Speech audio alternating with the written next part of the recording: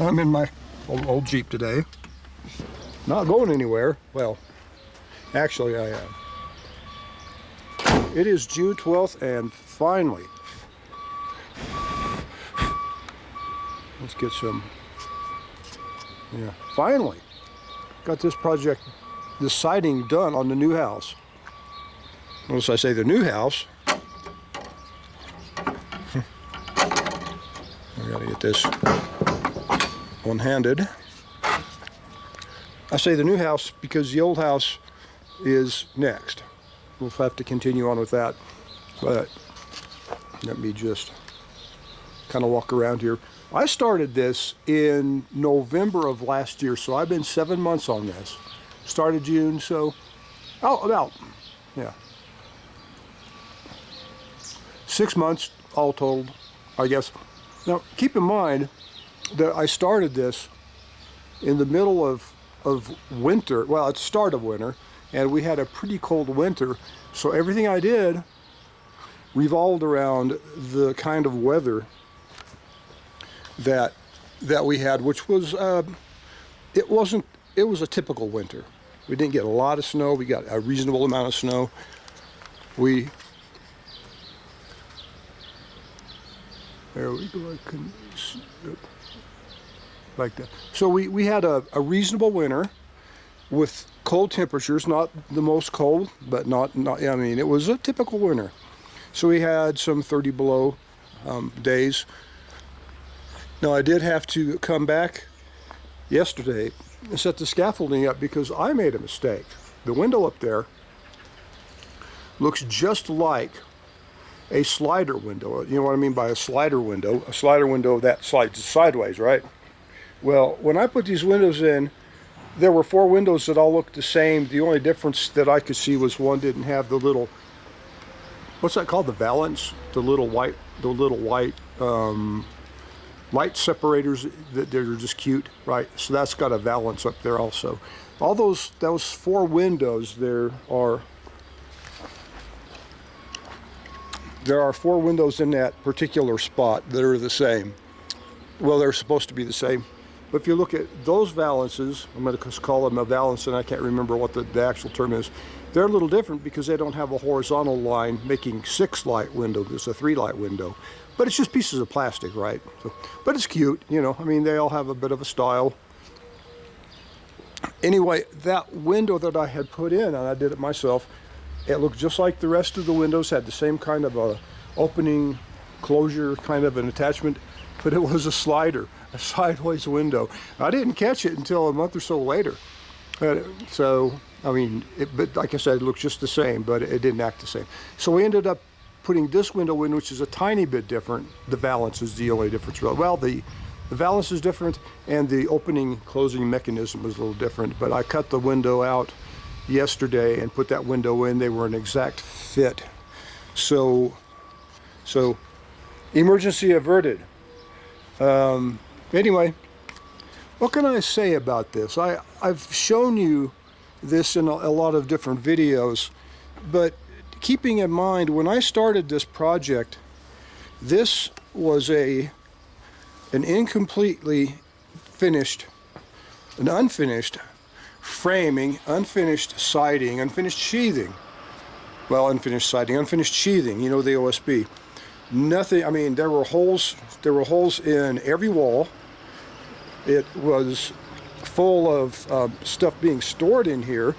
It was also a gigantic bird nest. There were bird nests and bird poop. There were bugs, spiders by the pound in here, and it had really just been falling apart. I hadn't realized how far it had fallen because I was busy with my own life, not understanding that Andy was having the trouble he was having. Could be noisy out there.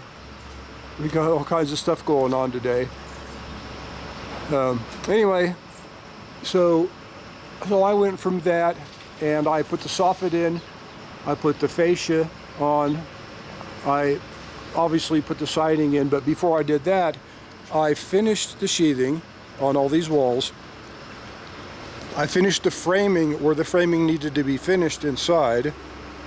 And there were quite a few little structural things to do. I also then sheathed everything with house wrap. I guess I could call it sheathing it with house wrap. Built this window out right on abutment. I built that out. Then I put horizontal. What would I call it? I think I was calling them gussets to hold the battens.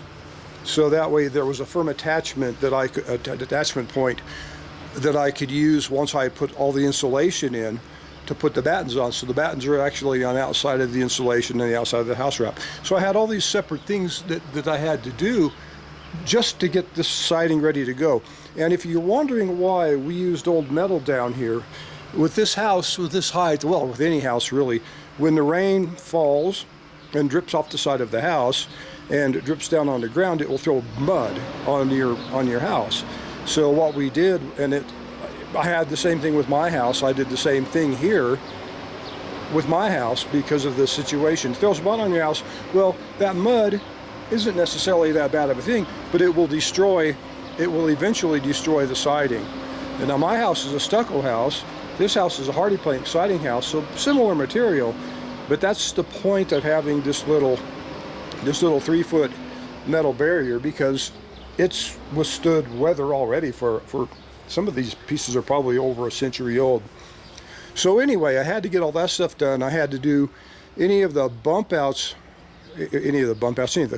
that I was aware of. What I mean, I've got an electrical outlet cut out right there, and I have a water cut out right there. Actually, I built those in.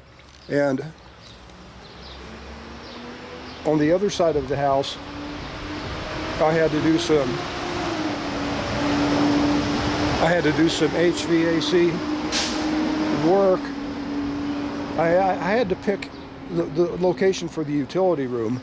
It really hadn't been thought out very well, because that's not something Andy thinks about too much, but I think about that quite a bit. So you see I've got these little copper pieces up there. Those are actually outlets. It's a filter. It's a mesh that's being hidden by that copper. I just made them pretty, but that gives me two. If I want to use them as an air inlet, I can, or an outlet, I can. But I have to, because they're so close together, I'll have to use them. If I use one as an outlet, the other has to be an outlet. You know what I mean? That way I'm not pulling air in one and pushing air in the other. But so I've got two of those taken care of, and I like them because I like them under the eaves and out of the snow. And I'll probably put two more around a corner under the eaves also, because I've got a couple spots I can use there. So there was a lot of things that had to happen to get to this point, and I had the winter to contend with, and I'm doing this by myself for the most part. So, you know, during the winter, you know, I might have worked a couple hours a day, and just in the time that I could work without freezing my fingers off. And a lot of times I had to come inside and change gloves. Another thing that was kind of an annoying, I wanted to point out to you, is that in the winter, now putting the siding up, by code you're supposed to put caulking on the edges of the siding. Now, I think it's kind of a stupid thing to do if your siding fits well. However, it has to be done, and I knew that the caulking that I would put in, I'm putting it in the winter, and I'm putting it in on scaffolding that I'm going to have torn down. I have to put it in no matter the temperature. So I did some research, and I found some caulking that wouldn't freeze. Like, for instance, if I were to use water-based caulking, latex caulking, and put it on in a winter, it would freeze and probably break and just fall off in the summer. Well, that's no good. So I found some, I have a can of it laying around here somewhere.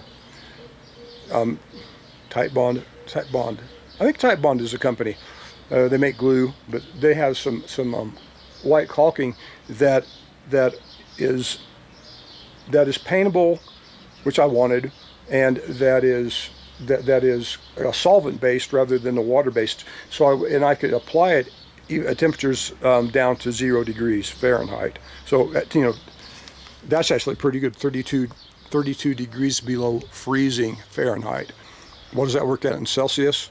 Well, you can figure that out. Anyway, because of that, I couldn't really use my finger and smooth the caulking down, so the caulking's kind of rough and lumpy. And I don't really mind the way it looks, and the whole house is done that way. And another thing about that is that we were painting the siding before putting it up. This is unpainted siding, so my sister and Andy were both painting it, and we were storing it inside the house, and that was really handy. So, but the issue is that with this caulking that I was using, I couldn't really touch it. I just had to put it on. If I tried to smooth it down, if I would have made one little mistake, I would have either messed the paint up or messed the caulking up. It would have been just a nasty, giant disaster. So I just left it rough. I left it let me just focus in on this. It's just kind of rough looking. So that's what we've got. Anyway, it's not really that bad looking. It's not what I would prefer to do, but it's what we had to do to get this done in the winter. And I actually don't mind the way it looks. It kind of matches the roughness, the rough texture of the siding, which is sort of like a cedar type siding. Now up here, I will still have to put that in, but there will be insulation in there, and we'll put a bottom on that. We'll probably mirror the soffit. I think that's what Cindy wants. She wants to mirror the soffit, the wood that we've used in the soffit down underneath here. But I want to, right now I just have that sealed off from the inside, but I got to finish that. And you may notice that I terminated my work here. You can see the buildup that I had to do to make this work, because I would put my horizontal 2x4s, which hold the battens, down. Then I would put my insulation, that I have this little piece of insulation here above that, in between my horizontal struts. I think, yeah, struts is what they're called, not gussets. Gussy? Anyway, then the batten would go in this space right here. The battens are roughly 1 inch, and so what I've done here is just left enough width that we can just turn the corner here, and it will work out right. It'll be proper. But you can see the build out's already 3 inches right here. By the time we're done, this is a build out width of a 2x4. It's 3.5 inches thicker. So it's quite a hell of a build out for this siding. And another thing that I did everywhere, including up here, let's see if I can just focus in, underneath there where the siding starts, there's a screen mesh that runs all the way across there. And I've done that, I've done that everywhere. I've shown pictures of it, but there's a screen mesh all along the bottom here so that the air can get up in there, but it's going to slow down bugs that are bigger than the screen, spiders and whatever, because I really don't want to turn this into a habitat for bugs. So everything is vented, and it's actually kind of a cool concept. I guess they're calling this siding a rain shield kind of siding. And I guess it's kind of what it is, because it really doesn't have any real physical attachment directly to the wall. There's an airspace in there, between the battens. And so what I did up on top, and there were pictures of that too, was up on top where I didn't have an exit point for that air, I would drill holes, and that way the air can rise up in here during the day, or however the air is blowing. It has a place to get out. It will get out inside, up on top, above the ceiling, and it will vent it out from there. And to that end, let me see if I can focus up here. We have some venting, basically passive venting. So that's a vent. I've got it, I have some rain guard pieces, some sort of louvers. Where am I at here again? There we go. Nope, that isn't it. That's it. Okay. So I have louvers on this side because this is really where the prevailing weather comes in. But behind that I've got a wire mesh and a screen. So that's open, and that will be open all year around. Unless somebody decides they want to close it. I wouldn't imagine that they're going to need to close it. And then on this side, Andy wanted an access point up here, which I don't ever plan on using, by the way. I'm going to put an access point inside. Let me see if I can get further back here to show you. There we go. So I put, let's focus in on this. Okay. So I put another metal screen, I guess you could call it, up there. Same thing, I have a wire mesh and some screen on it. This one opens up. I can take 2 bolts out of the right side and it's hinged so I can open it up. So if anyone does really want to get in there, they can put a ladder up there and get in there. I am not going to do that. Nope. But that's what Andy wanted, and so that's what we got. No big deal. Took a little more time to build, but I mean, it is an access point from the outside. Who knows, it might be important to have that. Anyway, I think I have gone on long enough. My next step before we get started on the electrical is to set the scaffolding up right here underneath this like this shed roof that we have over the top of the back door and the back windows. Notice all that metal up there is all broken and beat up. Andy just threw that up there temporarily. Well, I'm going to set the scaffolding up today and pull that off and actually finish that roof. The only thing I don't really care about this roof is it's going to be a different color than, I've got 2 different colors. It's a different shade of metal. Maybe that's no big deal. I don't really know. But anyway, that is my next step. So yeah. So that's what I'm going to do. I hope you like the way this house looks. I think it's really cute. I think from the front it's a pretty house. I really like the fact that even though, like I said, I've talked about the rough caulking, it was never smoothed down. I don't really mind that much how it looks. It kind of fits, so we're okay with it. And more importantly, it's functional. If I would have used the caulking, that I could have smoothed it down, water-based, and wiped it down with, cleaned it up with water. That's the point. With this solvent, you can't really clean it up.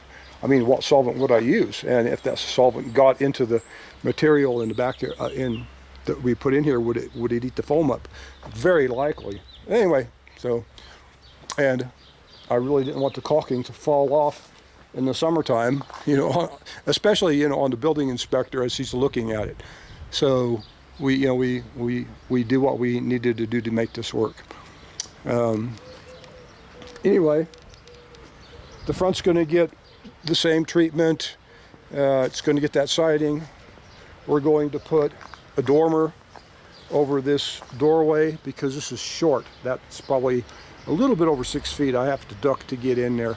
So we're going to put a dormer over there, probably get rid of that window or make it a smaller window, and just make this little piece look like, look like that.